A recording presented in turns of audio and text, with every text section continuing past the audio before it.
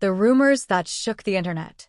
A mother's whisper, a viral arrest, and the night the web went silent. At exactly 2:17 a.m., the internet stopped breathing. No trending hashtag. No screaming emojis. Just a sudden, eerie pause, like the world instinctively knew something dangerous had just been said. The headline appeared without warning, first on a nameless forum, then splintering across social media like shattered glass. Mom of late actor Yu Menglong reveals shocking cause of death. Jackson Wang arrested. Within minutes, screenshots multiplied faster than anyone could delete them. Accounts vanished. Comments froze mid-sentence. And somewhere in Beijing, a woman who had stayed silent for years finally spoke. At least, that's what the rumor claimed. A mother who never spoke until now. In the story that ignited the chaos, Yu Menglong's mother was described as a woman carved from grief. Cameras had rarely captured her face since her son's death. When they did, she never spoke. No interviews. No statements. No tears for public consumption. Which is why the alleged voice recording stunned everyone. The clip, grainy, distorted, and only 47 seconds long, began with a breath. Then a trembling voice. My son didn't die the way they said he did. That was all it took. The internet leaned forward. According to the fictional rumor narrative, the mother claimed Yu Menglong's death was not sudden, not accidental, and not natural. The official explanation, long accepted by fans, was suddenly framed as a convenient lie, polished and packaged for public peace. In the recording, she allegedly described unexplained injuries, missing phone data, and a final meeting Yu Menglong never talked about, but someone else did. The clip cut off abruptly, replaced by static. By sunrise, it had been taken down everywhere. But it was too late. The name that changed everything. Rumors are dangerous, but names are lethal. At 6:03 a.m., a second post surfaced, this one claiming that a global idol had been detained for questioning in connection to events surrounding Yu Menglong's final hours. The name attached? Jackson Wang. No photos. No official confirmation. Just one sentence that detonated like a bomb. He didn't expect the past to knock this hard. Fans refused to believe it. Anti-fans celebrated too loudly. Neutral observers watched in disbelief as the internet split cleanly down the middle. Some claimed airport sightings. Others swore concerts were quietly postponed. A few insisted they saw police vehicles outside a luxury residence. Every theory contradicted the last, and that only made the story grow. The night everything allegedly went wrong. According to the fictional narrative spreading online, Yu Menglong's final night wasn't spent alone. He had allegedly attended a private gathering. No staff, no managers, no phones allowed. A place where powerful people relaxed because no one dared to record. The rumor claimed laughter turned to argument. Argument turned to threats. And threats turned into something irreversible. One anonymous post described a glass shattering. Another mentioned a locked door. A third swore someone left early, visibly shaken. None of it was proven. All of it felt cinematic.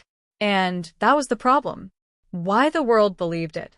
The story didn't spread because it was credible. It spread because it felt possible.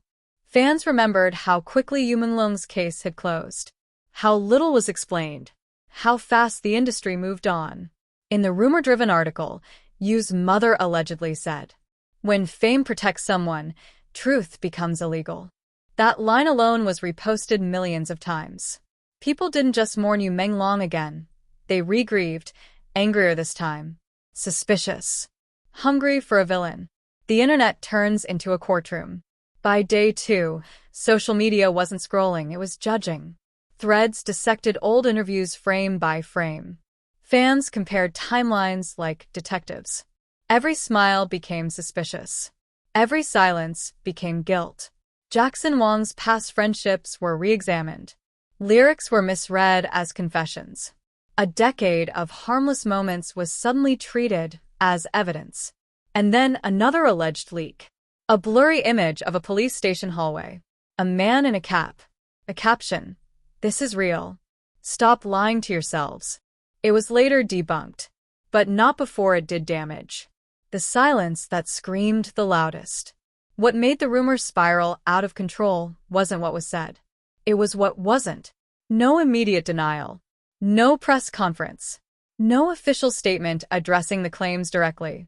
In the vacuum, imagination became law. The fictional article painted the silence as strategic, describing teams of lawyers working behind closed doors, phones ringing nonstop, and publicists arguing over one question. Do we deny a lie or risk confirming it exists? Meanwhile, Yu Menglong's mother, real or imagined, was portrayed as sitting alone, watching the chaos she never meant to start. When the truth finally spoke. On the fifth day, the storm cracked. A formal statement appeared, cold, precise, legal to the bone, denying every allegation, dismissing the rumors as malicious fiction, and warning of consequences. But by then, belief had already formed. The article's final twist was cruel and quiet. It claimed the original voice recording, never authenticated. The arrest rumor, never real. The damage, very real. What this story was really about. In its closing lines, the fictional exposé pulled back the curtain. This was never about arrests, never about guilt, never about one man or one mother. It was about how easily the internet turns grief into entertainment, how rumors dress themselves as justice, how silence is mistaken for confession, how quickly we trade truth for thrill. And somewhere beneath all the noise, a real loss remained, unchanged, unresolved, and exploited. The final line burned into readers' minds. In the age of rumors, the loudest lie doesn't need proof, only an audience. When a mother finally spoke ***, no one knew who pressed upload. That mystery alone was enough to set the internet on fire. The file appeared at 2:14 a.m., buried inside a thread with no title, no thumbnail, and no warning, just a single line of text. This is her voice. I swear it is. At first, people scrolled past it. The internet is flooded with lies at that hour, drunk theories, half-baked conspiracies, attention seekers begging to be noticed. But then someone pressed play, and everything changed. The voice that didn't want to be heard. The audio was short, painfully short, less than a minute. But the silence before the first word felt heavy, like someone deciding whether telling the truth was worth surviving afterward. A woman inhaled sharply, not a dramatic breath, a broken one. They told me to forget, the voice said softly. They said remembering would destroy everything. Listeners froze. The accent matched. The cadence matched. Even the hesitation, the way the speaker stopped, as if checking whether the walls were listening, felt terrifyingly real. The rumor spread instantly. This was Yu Menglong's mother. For years, she had been a ghost, appearing only in a single funeral photograph, eyes hidden behind dark glasses, lips pressed together as if sealing a promise she never wanted to keep. And now, according to the story racing across platforms, she had broken that promise. The sentence that shattered the narrative. Halfway through the clip came the line that detonated the internet. My son did not die the way they announced. Not I suspect. Not I wonder. Did not. The certainty in her voice was chilling. According to the fictional rumor thread, she described the night Yu Menglong died as too clean, too perfectly explained, too quickly erased. She claimed timelines didn't match, that his phone, his constant companion, was returned wiped, colder than the body it once rested beside. Then came a pause. A long one. When she spoke again, her voice dropped to a whisper. He met someone that night. Someone powerful. Someone protected. The clip ended abruptly, as if the recording device had been snatched away or shut off by fear. Screenshots, transcripts, and panic. Within minutes, transcripts appeared in multiple languages. People argued over punctuation like lawyers arguing over bloodstains. Every word was dissected, slowed down, analyzed. Was that fear or anger? Was she crying or holding herself together? Did she say they or he? Accounts claiming to be close to the family surfaced. Others swore the mother had tried to speak before, but had been silenced. Some insisted legal threats had followed her for years. None of it was confirmed. All of it felt possible. And that was enough. The internet remembers what it was told to forget. Old interviews of Yu Menglong resurfaced, moments once considered harmless suddenly rebranded as foreshadowing. A laugh that ended too quickly. A joke about pressure that didn't sound like a joke anymore. A cryptic line about owing people things. Fans replayed his last public appearance frame by frame, zooming into his eyes as if grief could be reverse-engineered. The rumor narrative claimed his mother had noticed it too. When I hugged him, she allegedly said in an unverified transcript, he felt like someone already saying goodbye. The vanishing act. Then, just as suddenly as it appeared, the audio vanished. Links broke. Posts were deleted. Entire threads were wiped clean. But deletion only confirmed suspicion.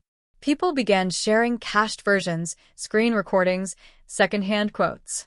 The more it disappeared, the more powerful it became, like a forbidden truth the world wasn't allowed to hear twice. By dawn, hashtags referencing the mother's voice were trending without ever naming her. Everyone knew exactly who they meant. Fear creeps in. What chilled readers most wasn't the allegation. It was the tone. This didn't sound like revenge. It didn't sound like a demand for justice. It sounded like exhaustion. Like a woman who had carried a truth so heavy it had bent her spine, and finally let it slip, not to accuse, but to breathe. The fictional rumor framed it perfectly. She didn't mean to start a war. She just stopped lying to herself. And then the name almost appeared. At the very end of one transcript, 3 dots followed by a cut-off sentence ignited panic. If I say his name. Nothing followed. No name. No clue. Just absence. And absence is where imagination thrives. That unfinished sentence became the most replayed moment of the entire clip. People debated whether the name had been removed, censored, or never spoken at all. But one thing was clear. The story wasn't about guilt. It was about a mother who finally refused to carry silence alone, and the terrifying realization that silence might have been protecting more than grief.